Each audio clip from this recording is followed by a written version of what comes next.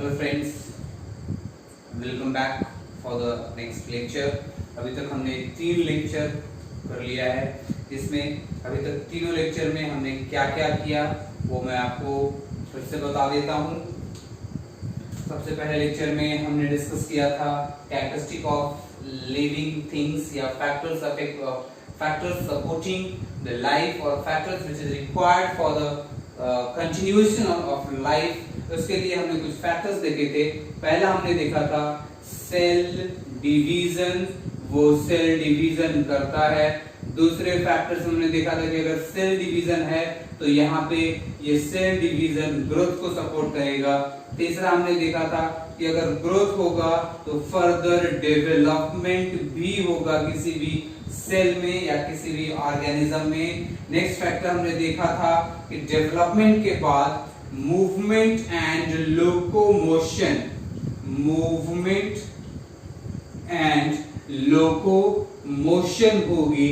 और अगर ये सारी चीजें हो रही है तो ये एक एनर्जी की रिक्वायरमेंट होती है, वहां पे सेल को एनर्जी की रिक्वायरमेंट होती है और सेल को वो एनर्जी मिलता है by the help of a process called as respiration, जो कि हमने लास्ट टॉपिक में आपको अच्छी तरह से समझाने की कोशिश की थी और उम्मीद है कि आपको बहुत अच्छे तरीके से समझ में आ गया होगा।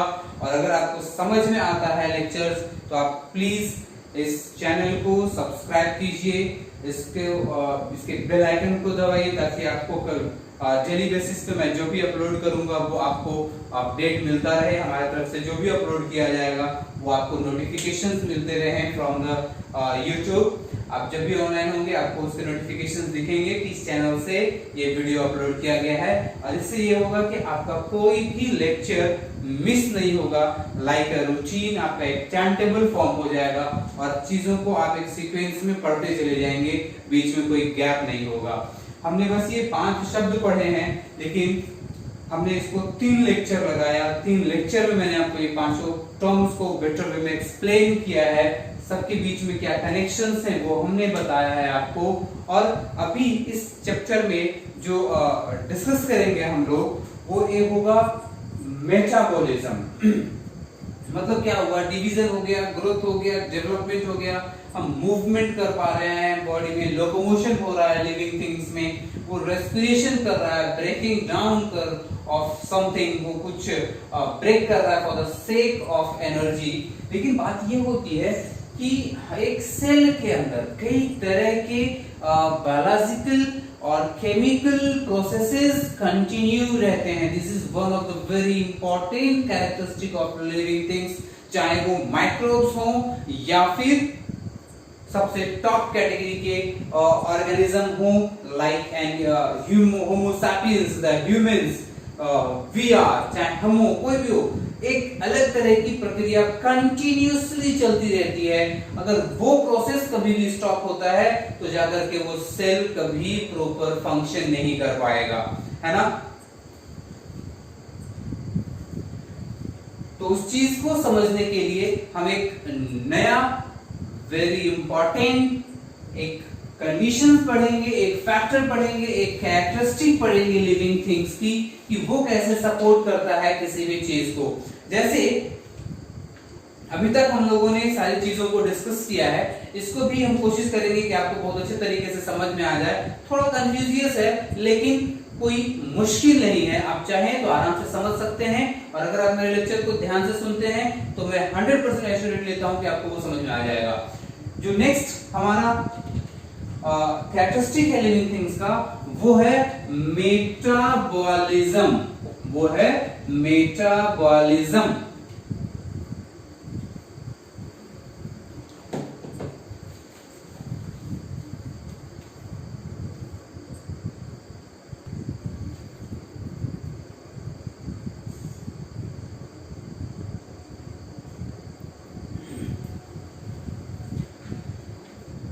इस मेटाबॉलिज्म को समझने के लिए मैं आप बताऊंगा कि ये जो टर्म है metabolism, it is derived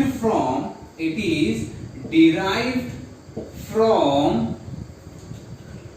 a Greek word, it is derived from a Greek word metabol. That metabolism, Greek word metabol, meaning change. ये जो मेटाबॉलिज्म है ये एक ग्रीक वर्ड से, जिसका जो मेटाबॉल है, metabole is a Greek word from where that metabolism term or word is derived from, which means change. जिसका मतलब होगा change, किसी तरह की परिवर्तन, है ना। तो ये जो मेटाबॉलिज्म है, it is one of the very important factor of living characteristic. वो क्या होता है, जैसे मान लीजिए हमारी बॉडी सरवाइव कर रही है, हमारी बॉडी सरवाइव कर रही है किसी भी कंडीशंस में, और for the sake of survival उनको रिक्वायरमेंट होती है किसी ना किसी एनर्जी की, जो हमने पढ़ा कि रेस्पिरेशन करता है, वो एनर्जी लिबरेट करते हैं, एनर्जी को फॉर्म करते हैं by breaking down the complex material into their simpler forms. As for example, हमने ग्लाइकोलाइसिस को यूज किया था, जो कि ग्लाइकोलाइसिस कार्बन डाइऑक्साइड और वाटर में ब्रेक हो गया था, और कुछ amount of energy in the form of ATP, which is currency of the biological energy, वो एटीपी को जनरेट किया था। तो बात है कि भाई जब हमारे पास, मान लीजिए एक एग्जांपल लेता हूं मैं सोसाइटी से, मुझे पैसे खर्च करने हैं, है ना, मुझे पैसे खर्च करने हैं, तो पैसे खर्च करने के लिए हमारे पास पैसे होने चाहिए। समझ रहे हैं मैंने क्या बोला, मुझे पैसे खर्च करने हैं तो मेरे पास पैसे होने चाहिए, तभी मैं खर्च कर सकता हूं, और पैसे होने के लिए मुझे जॉब करना पड़ेगा। मैंने क्या बोला अभी कि मुझे पैसे खर्च करने हैं, तो पैसे खर्च करने के लिए मेरे पास पैसे होने चाहिए, और अगर पैसे मेरे पास नहीं और पैसे होना है, पैसे जमा करना है, मेरे को कुछ अर्न करना होगा, जॉब करना होगा या बिजनेस करना होगा या कुछ भी करना होगा, पहले अर्निंग करनी होगी, तब जाकर के हम पैसे खर्च कर सकते हैं। तो जब रेस्पिरेशन की हमने बात किया, मींस कुछ हम एक चीजें खरीद रहे हैं, कुछ हम ले रहे हैं, हमारे पास है तभी तो उसको ब्रेक करेंगे, तो वो होगा कहां से, वो होगा कहां से, है ना, ये एक सबसे बड़ी बात होती है। तो उस चीज के लिए हमने क्या बोला कि एक सेल के अंदर कंटिन्यूअसली कुछ बायोलॉजिकल एंड केमिकल प्रोसेस चलते रहते हैं, केमिकल प्रोसेस चलते रहते हैं continuously. Biological and chemical process keeps on the way, वो कभी बंद नहीं होता है, it is always on flow, it is always in continuation, continuously biological और chemical process चलते रहते हैं। तो वो biological chemical process क्या होते हैं, है ना, मतलब लाइफ को सपोर्ट कर रहा है मेटाबॉलिज्म, मतलब कुछ चीजें फॉर्म होगी और कुछ चीजें ब्रेक होगी। जो फॉर्म होगी, यहाँ पे हम लोग देखेंगे कि जो फॉर्म हो रही है चीजें, वो फॉर्म कैसे होता है, उसके लिए भी कुछ ना कुछ रिक्वायरमेंट होगी, और जब ब्रेक होगा तो ब्रेक कैसे होता है, उसके लिए भी कुछ ना कुछ रिक्वायरमेंट होगी, है ना। मतलब formation of something and breaking of something is what called as metabolism. जो कंप्लीट बायोलॉजिकल प्रोसेस है अपने किसी सेल के अंदर, किसी ऑर्गेनिज्म के अंदर, अपनी बॉडी के अंदर, वो सिर्फ दो तरह की होगी, या तो वो चीजें बनेंगी या बिगड़ेंगी, ये मींस ब्रेक डाउन होगा, उनका डाइजेशन होगा। तो फॉर्मेशन के लिए जो चीजें रिक्वायर्ड होगी और उनके डाइजेशन के लिए जो चीजें रिक्वायर्ड होगी, वो एक सेल के अंदर प्रेजेंट होगा, और वो बाद में वही यूज होगा for the continuation of the life of the cell. तो उस चीज को पहले हम डिफाइन करते हैं कि भाई ये मेटाबॉलिज्म होता क्या है, मतलब इसको हम क्या कह सकते हैं, metabolism can be defined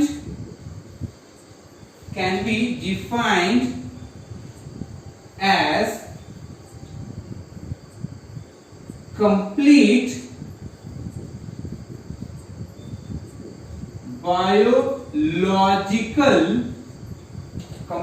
biological and chemical process which occurs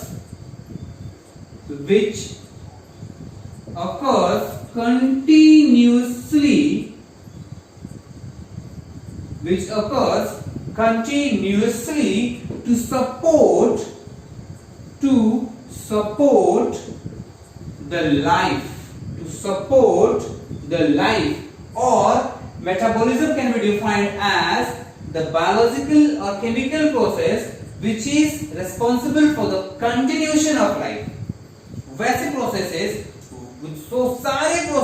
वो सारे भी प्रोसेसेस जो जो किसी एक लाइफ को सपोर्ट करे, लाइफ ऑफ सेल को सपोर्ट करे, लाइफ ऑफ ऑर्गेनिज्म को सपोर्ट करे, उसको हम मेटाबॉलिज्म कहेंगे। मतलब कोई भी प्रोसेस हो, चाहे वो बायोलॉजिकल प्रोसेस हो या केमिकल प्रोसेस हो, अगर वो अपनी बॉडी के अंदर हो रहा है तो हम उसे मेटाबॉलिज्म कहेंगे। मतलब फर्दर हम मेटाबॉलिज्म को डिवाइड करते हैं।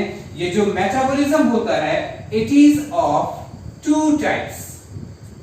The metabolism is of two types. The one is called as anabolism. And the second category is called as catabolism. ये आप पहले भी पढ़ चुके होंगे, लेकिन बहुत सारे बच्चों को इसमें कंफ्यूजन होता है कि हम इसको कैसे रिमेंबर रखें कि एना क्या है और कैटा क्या है। मैं एक सोसाइटी से ही, जैसे कि मैंने आपको बोला कि मैं सारे भी एग्जांपल्स एक सोशली सेलेक्ट करता हूं, जो हमारे समाज में होता है, जो हमारे आसपास होता है, मैं उसी को सेलेक्ट करता हूं और उसके बेसिस पे मैं आपको एग्जांपल प्रोवाइड करूंगा। ठीक है, तो दो कैटेगरी हमने बनाया मेटाबॉलिज्म का, एक है एनाबॉलिज्म और दूसरा है कैटाबॉलिज्म। मतलब mathematically we can also express that metabolism. क्या हम कह सकते हैं भाई, हमने अपने डेफिनेशन में ही लिखा है, हमने अपने डेफिनेशन में ही लिख दिया है, जितने भी बायोलॉजिकल प्रोसेसेस हो रहे हैं एक सेल के अंदर या केमिकल प्रोसेसेस हो रहे हैं एक सेल के अंदर, हम उसको बोलेंगे मेटाबॉलिज्म। मतलब mathematically we can write it as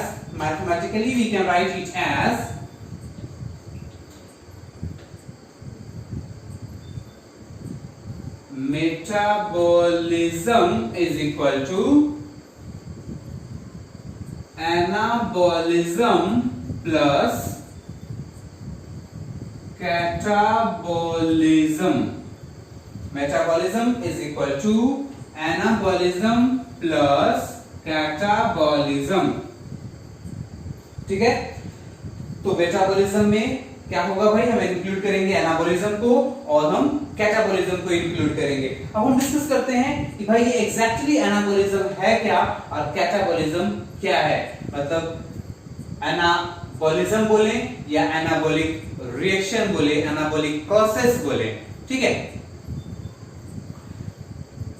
मतलब इन दोनों चीजों को हम इसमें इंक्लूड करेंगे। अब जैसे मान लीजिए, अब हम इसको, क्योंकि मेटाबॉलिज्म क्या है, is a kind of process, तो हम अब इसको एनाबॉलिक प्रोसेस लिखेंगे। हम क्या लिखेंगे इसे, anabolic process.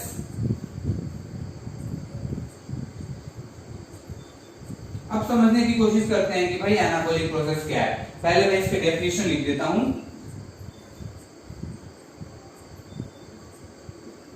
It can be defined as a process. It can be defined as a process of forming macro, or we can use alternative term, complex molecule from the micro, or the alternative for the micro we can use simple molecule. क्या लिखा हमने? It can be defined as a process of forming macro और complex molecule from the micro और simple molecule. अब ये macro का मतलब क्या होता है? बड़ा, और माइक्रो का मतलब क्या होता है? छोटा। अगर छोटी छोटी चीजें मिलकर के एक बड़ी चीज बन जाए तो उसको हम क्या बोलेंगे? Anabolic process. ठीक है, उसको हम क्या बोलेंगे? Anabolic process. अब इसको थोड़ा सा समझते हैं क्या होता है। जैसे मान लीजिए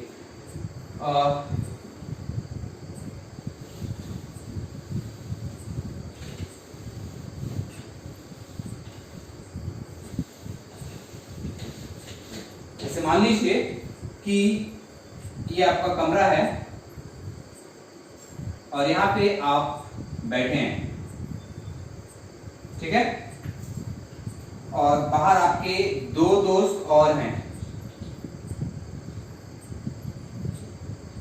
ठीक है। ये यहां पे आए और दरवाजे की घंटी को इन्होंने रिंग किया।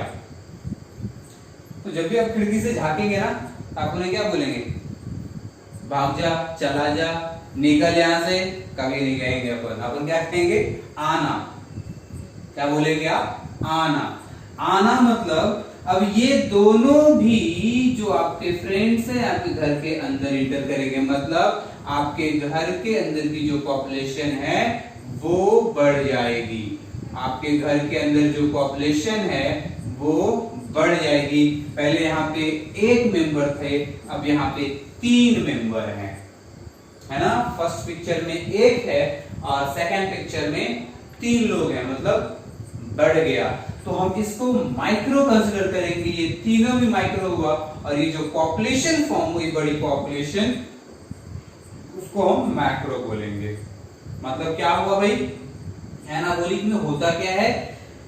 ये छोटी छोटे मॉलिक्यूल्स, शायद आपको क्लियर नहीं दिख रहा होगा, ये छोटे छोटे मॉलिक्यूल्स जो हैं आपस में जुड़ेंगे और जाकर के एक बड़ा मॉलिक्यूल फॉर्म करेंगे, है ना। तो ये जो छोटा मॉलिक्यूल है इसे हम बोलेंगे माइक्रो मॉलिक्यूल।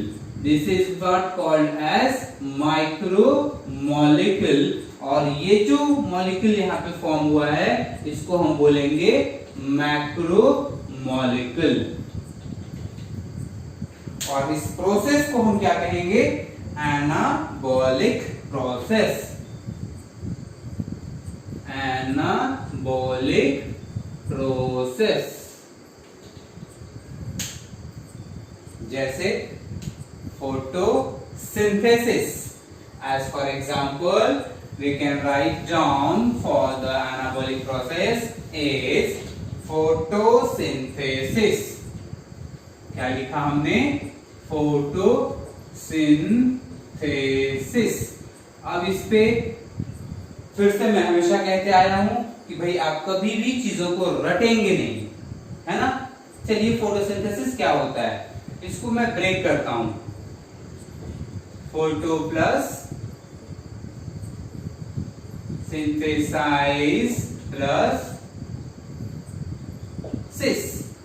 फोटो का मतलब क्या है भाई? फोटो का मतलब सेल्फी वाला फोटो नहीं, या हम शादी में फोटो खिंचवाते हैं वो नहीं होता। फोटो का मतलब होता है लाइट। सिंथेसाइज का मतलब होगा टू प्रिपेयर, और सिस का मतलब तो आपको पता ही है क्या होगा? प्रोसेस। ठीक है, तो अब हम फोटोसिंथेसिस को डिफाइन कर लेते हैं कि फोटोसिंथेसिस क्या है। हमने एग्जांपल में लिखा फोटोसिंथेसिस क्या है? एक तरह का एनाबॉलिक प्रोसेस है। तो can we define photosynthesis as it can be defined as anabolic process in which क्या यूज हो रही है? Light, in which sunlight and carbon dioxide is utilized for the formation of glucose. मैंने एक बहुत छोटा सा डेफिनेशन लिखा है, इसमें और भी जब हम थोड़ा और डेप्थ में पढ़ेंगे तो ये डेफिनेशन और भी बदलेगा। यहाँ पे सनलाइट ट्रैप होगा और वो पिगमेंट के थ्रू ट्रैपिंग होती है उसकी सनलाइट के लिए, जैसे हम pigment as for example chlorophyll, आप अभी तक यही सुने होंगे। क्लोरोफिल की भी आगे कैटेगरी होती है, chlorophyll A B C D E like that. मैं उसको भी डिस्कस नहीं करूंगा क्योंकि हम लोग लाइफ सपोर्टिंग फैक्टर्स को जानने की कोशिश कर रहे हैं। तो फोटोसिंथेसिस को हमने क्या डिफाइन किया? It can be defined as a process, it can be defined as anabolic process. हमने क्या लिखा? photosynthesis can be defined as anabolic process। उसमें क्या होता है भाई? तो ये सनलाइट और कार्बन डाइऑक्साइड यूटिलाइज होता है ग्लूकोज के फॉर्मेशन के लिए। मतलब एक छोटा सा रिएक्शन में लिख देता हूं, CO2 प्लस वाटर, ये दोनों मिलके C6H12O6 प्लस एनर्जी। बाकी भी चीजें यहाँ पे फॉर्म होती है, मैं वो आपको भी नहीं बताता हूँ क्योंकि अभी जो यहाँ तक हम लोग सामने हैं, जहां तक हम समझे हैं वहीं तक मैं आपको डिटेल देता हूँ। आगे जब आगे फ्यूचर लेक्चर में जब इसी टॉपिक को जब मैं आगे कंटिन्यू करूंगा, इससे रिलेटेड सारे टिप्स मैं आपको प्रोवाइड करूंगा ताकि और आप बेटर वे में समझ सकें। अभी इस कंडीशंस को, इनके कैपेसिटी को समझने के लिए ये काफी सफिशिएंट है आपके लिए। मतलब हमने क्या देखा कि ये माइक्रोमोलेक्यूल है, उसके बाद ये भी माइक्रोमोलेक्यूल है और यहाँ पे ये एक थोड़ा बड़ा कॉम्प्लेक्स मॉलिक्यूल फॉर्म हुआ है। एक कार्बन, 2 ऑक्सीजन, 2 हाइड्रोजन, 1 ऑक्सीजन। यहाँ पे हम देख रहे हैं कि 6 कार्बन, 12 हाइड्रोजन और 6 ऑक्सीजन फॉर्म हो गया। मतलब कहीं ना कहीं इनके नंबर बढ़ेंगे। एक कार्बन डाइऑक्साइड सफिशिएंट नहीं होगा कभी, एक हाइड्रोजन, 2 हाइड्रोजन, 1 वाटर कभी सफिशिएंट नहीं होगा। मतलब इनके नंबर बढ़ेंगे, इनके नंबर बढ़ेंगे, 6 कार्बन डाइऑक्साइड के, 6 वाटर के, ये एब्सॉर्ब होगी। सनलाइट की रिक्वायरमेंट होगी यहाँ पे सनलाइट की रिक्वायरमेंट होगी और तब जाकर के ये ग्लूकोज बन जाएगा। ये जो यहाँ पे बना है, ये क्या बना है भाई? तो दिस इज व्हाट? ग्लूकोज। ये है ग्लूकोज, है ना। तो जो फोटोसिंथेसिस हुआ, ये क्या हुआ? It is a kind of anabolic process. मतलब आना, हमने अपने दोस्त को अंदर बुलाया, आना। जब वो आया तो पॉपुलेशन बढ़ा, तो मतलब एक छोटे, दो हम अकेले थे, कुछ लोग और ऐड हो गए तो एक बड़ा पॉपुलेशन बन गया, मैक्रोमोलेक्यूल बन गया। This is what called as anabolic process. And the organisms we can say it as anabolic या anabolism. The process can be also called as anabolism. ठीक है। तो नेक्स्ट, अब इसके बाद हम लोग कैटाबॉलिक समझने की कोशिश करते हैं कि कैटाबॉलिक क्या होता है।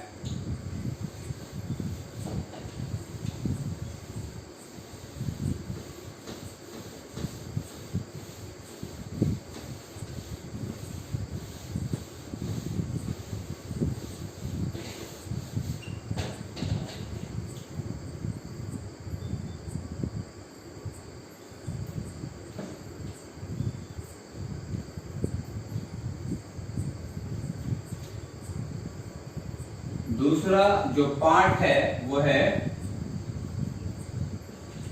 Catabolic process. दूसरा पार्ट क्या है मेटाबॉलिज्म का? Catabolic process. मतलब कुछ बनेगा तभी तो वो टूटेगा, तो पहले हमने बनाया था, अब तोड़ेंगे। तो कैटाबॉलिक प्रोसेस को हम कैसे डिफाइन करेंगे? Catabolic process can be defined as, it can be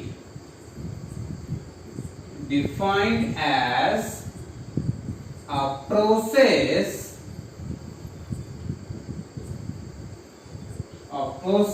in which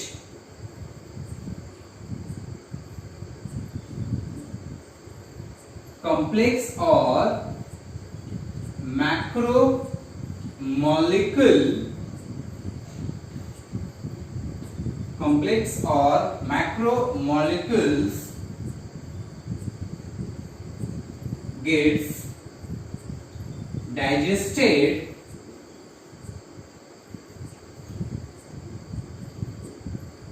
into their simpler or micro molecules, मतलब कुछ टूटेगा, है ना, ये क्या होगा, टूटेगा। ये टर्म क्या है भाई, काटा। पहले इसके एग्जांपल में लिख दूं, जैसे हमने देखा था कल, ग्लाइकोलाइसिस। तो ग्लाइकोलाइसिस हमने कल लिखा था, it is a process in which glucose is broken into carbon dioxide and water.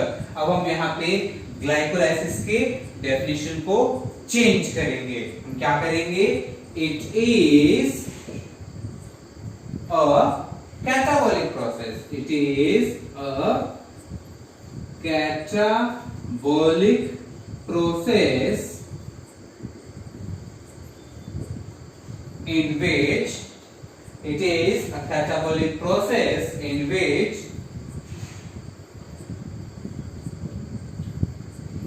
glucose is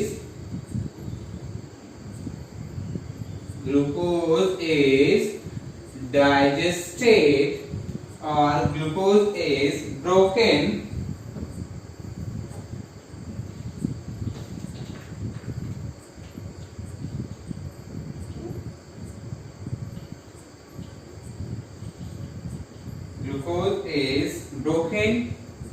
into carbon dioxide, water and ATP। हमने कुछ भी चेंज नहीं किया, हमने सिर्फ और सिर्फ इनके प्रोसेस जो हमने लास्ट टाइम यूज किया था, हम प्रोसेस ना यूज करके हमने यहाँ पे क्या यूज किया, कैटाबॉलिक प्रोसेस यूज किया है। हमने क्या यूज किया, कैटाबॉलिक प्रोसेस। अब इसको हम कैसे रिमेंबर करेंगे, एनाबॉलिक और कैटाबॉलिक दोनों राइमिंग वर्ड्स जैसे हैं, कई बार कंफ्यूजन होता है, तो हम कैसे इसको रिमेंबर करेंगे। इसके लिए ये देखिएगा बेटा, यहाँ पे जो शब्द है एक कैट, जो काफी पालतू भी है, कैट आकर बोली, है ना।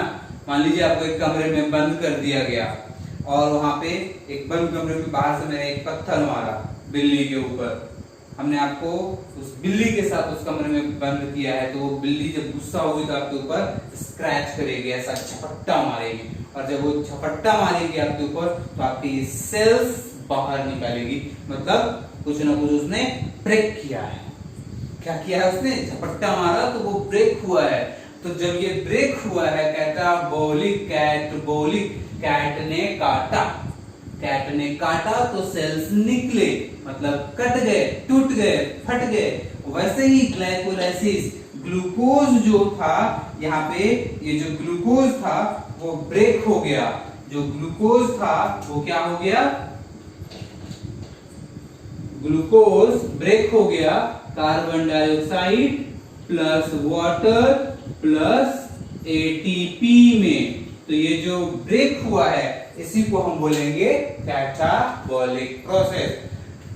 अब कैटाबॉलिक प्रोसेस कई प्रकार के हैं, बहुत सारे हैं, कई प्रोसेसेस हैं, है ना। जहां भी लाइसिस लगे हो समझ लीजिए अब ब्रेक हो रहा है, ठीक है।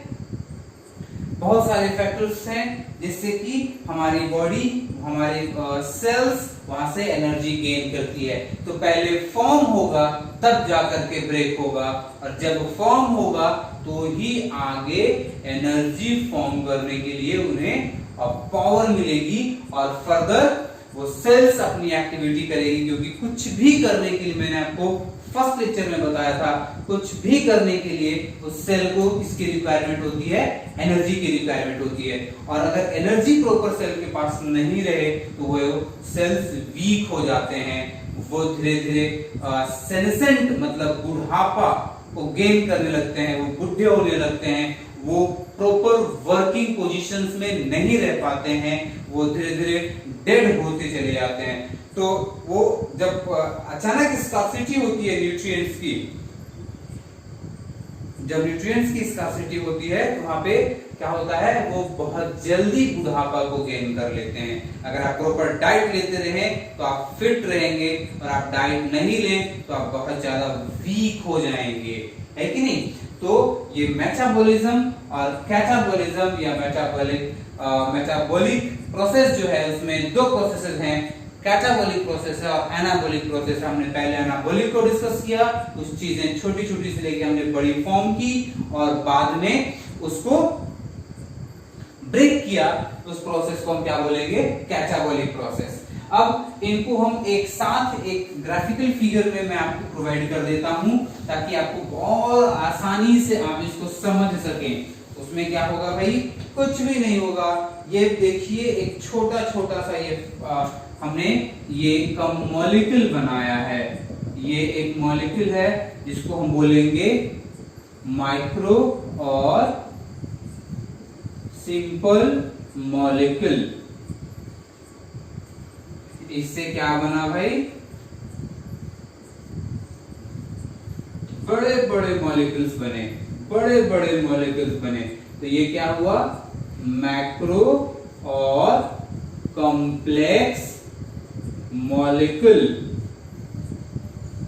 अब फिर से ये टूटेगा, जब ये टूटेगा तो फिर एक छोटा छोटा मॉलिक्यूल बनेगा, इसको हम फिर से कहेंगे माइक्रो और सिंपल मॉलिक्यूल। ठीक है। अब एक सवाल और आता है कि भाई यहाँ पे इसकी रिक्वायरमेंट है तो क्यों है, क्यों हमें चाहिए इस तरह की प्रोसेस, वो भी मैं आपको बताता हूं।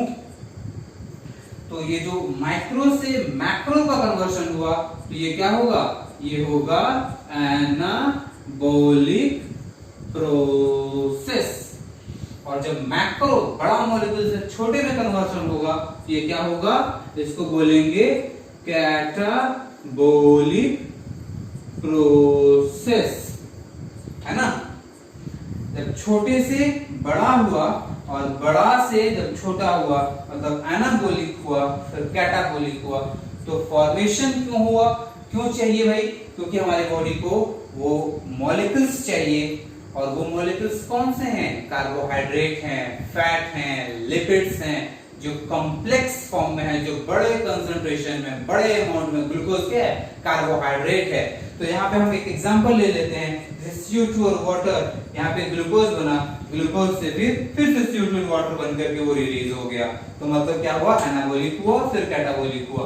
तो एक और बेनिफिट है इसका, मेटाबॉलिक प्रोसेस का, कि भाई अगर मेटाबॉलिक प्रोसेस नहीं होगा तो जो कुछ वेस्ट मटेरियल्स हैं, जिनका हमारे सेल से, हमारे बॉडी से एलिमिनेशन होना चाहिए, उनके फॉर्मेशंस नहीं होंगे, वो एज इट इज अपनी बॉडी में रह जाएंगे। अगर उनका मतलब यहाँ पे प्रॉपर डाइजेशन नहीं होगा। हमारे सिस्टम में, हमारी बॉडी में एक एक्सक्रीटरी सिस्टम भी है, वो क्या काम करती है, वो एक्सक्रीशन करती है, जो वेस्ट पार्टिकल्स हैं, जो अनवांटेड पार्टिकल्स हैं, वो अपनी बॉडी से बाहर रिलीज करती है।